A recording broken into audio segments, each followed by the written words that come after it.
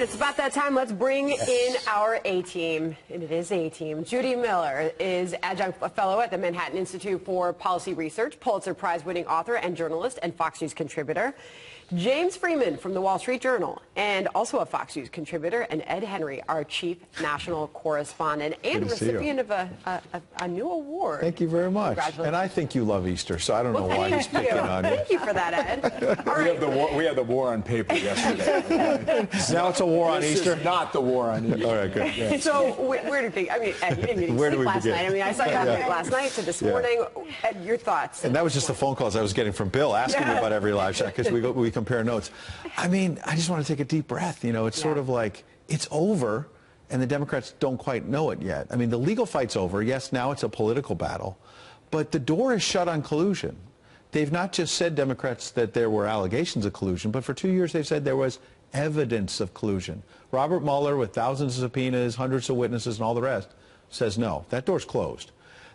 Obviously, the obstruction piece of this is more complicated, which actually makes me wonder why Bob Mueller didn't, after all this money and time, make a call and say, this is where I think it should have gone. But instead, leaving it open, I think the Attorney General's now shut. Wild speculation question here, but did he not make a call because of the pressure of those around him on his team? I think this is the way the FBI traditionally operated. They gathered the facts and then they turned it over to the Attorney General to make a conclusion about whether or not someone should be... But Ed's point is they gathered plenty of facts on the Russia side.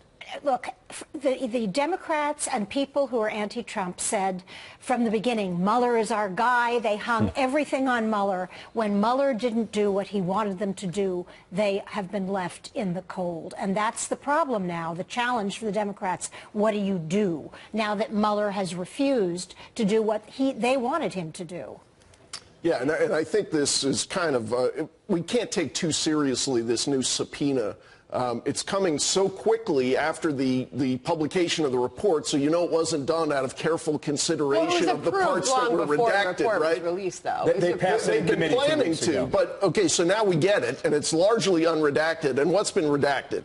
It's mainly big sections about the structure of the Internet Research Agency, et cetera. So Mueller has told us no Americans, not just no Trump campaign, not just no Donald Trump, no Americans were involved in this. What do you think you're going to learn about Trump from the structure of this Moscow agency? It has nothing to tell you because he's already told you that there were no Trump people. And if Mueller wants to say it's just the facts, ma'am, and I'm not going to make a call, I'd argue that on Section 1, on collusion, he did make a call. No American colluded with the Russians. So he did make a call, and thus there'll be no criminal charges. On obstruction, it's like, well, there's this, there's that, on one hand, on the other hand, and I think the Attorney General's saying, does it behoove done. Democrats to continue with this? This is the latest that we heard from Nancy Pelosi on talk of impeachment. Let me assure you that whatever the issue and challenge that we face, the Congress of the United States will honor its oath of office to protect and defend the Constitution of the United States, to protect our democracy. We believe that the first Article 1, the legislative branch, has a responsibility of oversight of our democracy, and we will exercise that. So what does that say to you? That says she's punting. And Steny Hoyer, the number 2 in the House, was even clearer about it. Not worth it. Not worth it. Let the voters decide in 2020. And I think that the wisest part of the party, that is the centrist part of the party, and its leadership, do not want to go where Adam and Jerry want to go. You know, it's interesting. I watched a lot of reaction yesterday, as we all did. I'm just consuming this and trying to understand it in our own way. Adam Schiff was on CNN around 5:30 last night. He was on with Wolf Blitzer. And Wolf asked him repeatedly about this impeachment thing. He did not give a clear answer. And what he seemed to say was, yeah, there's a political equation to this as well as a legal equation, which we all fully understand. And then what Blitzer said was, you've got the votes in the House, so if you want to do it, you can tell us now, you're going for it or not. This is the internal debate the left is having now. Yeah, and I think that reflects the Pelosi comments as well. And I think they're thinking this weekend about how do you please the left wing of the party, show them that you were resisting Donald Trump without completely alienating centrist voters by making the next 2 years about continuing to try to overturn the results of the 2016 election. I think she knows which way to go. Enter the words of freshman Congresswoman Ocasio-Cortez on impeachment. She says this: "Many know I take no pleasure in discussions of impeachment. I didn't campaign on it, and I rarely discuss it unprompted. We all prefer working on our priorities, pushing Medicare for all, tackling student loans, and a Green New Deal. But the report, Ed, squarely puts this on our doorstep." Well, look, I was watching The Five yesterday, so I don't know what Adam Schiff said. Let me just put that on the table. You know, easy. Let me just be honest, right? But in all seriousness, you know, I think the first part of the AOC tweet is sort of like, you know, she wants to jump in on impeachment, but she's actually making a smart point later about getting the student loans, and if you want to pick immigration, infrastructure, the economy. Here's the point. Let's actually talk about real issues, and I think that's ultimately why Pelosi and Hoyer are feeling that pressure. Their base wants to resist, and it hasn't gotten them very far. And think to that 60 Minutes interview. Let me put that on the table. A few days back, where Leslie Stahl was asking Nancy Pelosi what they've gotten done. Humana. They haven't gotten anything done in 100 days. She said, well, that's not always the barometer. It's you need 200 days or whatever she said. Here's the point. They got to start getting stuff done. The reason why that point is so relevant now is because you're away on Easter break. You come back and you work for 3 months, but this is going to take up so much of their oxygen for that 3 months. Then you're gone for August. Yeah. And now you're deep, and you are thick into the race for 2020. And the race is already on. You guys stand by. Speaking of which, want to get a quick time out here because we've got a potentially major announcement about 2020. Joe Biden apparently, reportedly set to enter the race. If true, he would be number 20 on the Democratic side. Doug McElway's tracking that down live in Washington. What have you found out there, Doug? Good morning. Morning, Bill. The AP is now confirming an Atlantic magazine report of Biden announcing next Wednesday. No real surprise here. It's been long anticipated, especially with Biden recently seen with film crews at a few different locations, including his childhood home in Scranton, Pennsylvania. His announcement will come via video message, we're told, and he remains atop the Real Clear Politics average of polls among Democratic contenders at 30% support to Bernie Sanders' 22.5%. Beto stands at 8.8%, and Kamala Harris in at fourth at 8.5%. The recent spate of Me Too accusations against Biden seems not to have had any lasting damage, especially after his promise to pull back on some of the touchy-feely stuff. I just want you to know I had permission to hug Lonnie. We had permission.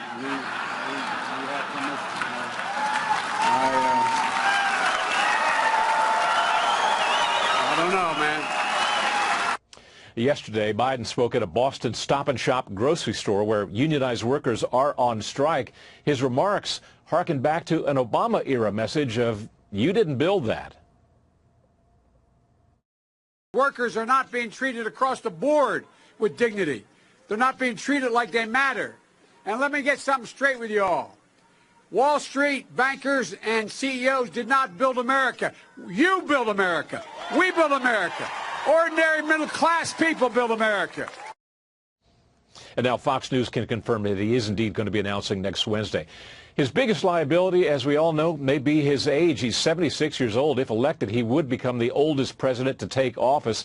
The Atlantic speculates that he may accompany his video message with a rollout rally, perhaps at the Philadelphia Museum of Art site of Sylvester Stallone's famous Rocky scene, or perhaps in Charlottesville, Virginia, scene of that 2017 white supremacist rally where counter-protester Heather Heyer was killed. Thank you, Doug. Doug McElway from Washington. We can add to this a moment ago. FoxNews.com now confirms Joe Biden will be in the race officially next week. So we've got that. Back with Judy and James and Handsome Ed here on our A-team. Let's frame it this way. Here's what the Atlantic says on Biden. The primary, Biden believes, will be easier than some might think. He sees a clear path down the middle of the party, especially with Bernie Sanders occupying a solid 20% of the progressive base and most of the other candidates fighting for the rest. James, we'll start with you. Yeah, there is definitely a hunger among the Democratic electorate. Despite a lot of, I think, legitimate media coverage of the AOC types, there is an appetite in the Democratic Party for a moderate. And you see that in the polling, even when he's not running. I think ultimately he may have a challenge in that he's not a great candidate. We've seen that in his previous runs for president. And if people want a moderate, it's possible some of the other options will break through. I think of a John Delaney, who's maybe a smarter, sharper, more accomplished option for Democrats who want a moderate candidate. What do you think, Ed? Problem. Today? Who? John Delaney is a businessman. Former congressman. In all seriousness, he's legit. He's going to get a shot like a lot of them in debates, but obviously Biden brings a lot of money and name ID, et cetera. He does. And the name ID, I think, is why he's at the top of the polls early. And his problem, among others, may be his best day could be day one, you know, where he's at the top of the polls. Then you get in there and they start bringing up some of the old issues. They go back to the hugging and kissing. There's all kinds of things that are going to come in. And I think Sanders is a bigger force than that article suggests, that Biden just thinks, oh, there's this great path in the middle. A, Sanders is more formidable than the Democratic Party assumed early on. And B, I'm not sure, James, that there's a real hunger in the Democratic Party for a moderate. The hungers for the resist, take down Trump. It appears that's where they are. For example, you look at the Gallup polling. A lot of Democrats identify themselves as moderate or even conservative. Now, arguing in your case would be Howard Schultz and Michael Bloomberg looking at a lot of data and deciding they couldn't run as Democrats. Sure. So we're about to find out. But I think there is a market here, and that's part of why I'm not dismissing what you're saying. Definitely there's some moderates in the party. But the energy, the dynamism of the party is with the left wing of the party. You're exactly right about that's Judith. That's the problem that Joe Biden faces. How much concern, you think about the New York Times piece from 2 days ago, how much concern is there, center-left portion of the Democratic Party, how concerned are they with Bernie having a real shot at this? I think the center is very concerned about Bernie, number one. He's the one who truly, truly bothers them because he can use the I was robbed argument. I could have beaten Trump the last time. You went with the safe, experienced bet. She was a terrible candidate. Yeah. Let's not make that same mistake. That's the danger for the Biden argument. I'm going to tell you a little secret, which is I was on the A-team. This is a true story. Tell us. A little secret. Several weeks ago, and I made the point that I was talking to a Republican from Pennsylvania who's a formidable person in the state, and said that the only Democrat he's worried about is Joe Biden, that all the others would be on the left, and the one who could challenge President Trump, this Republican told me privately, in Pennsylvania, Wisconsin, Michigan, would be Joe Biden. And I said that on the A-team. And a friend of mine texted me after the segment and said he was sitting with the president, watching the segment, and the president said, I'm not buying that, because every time Joe Biden has been in the race on his own, without Obama, he's been single digits.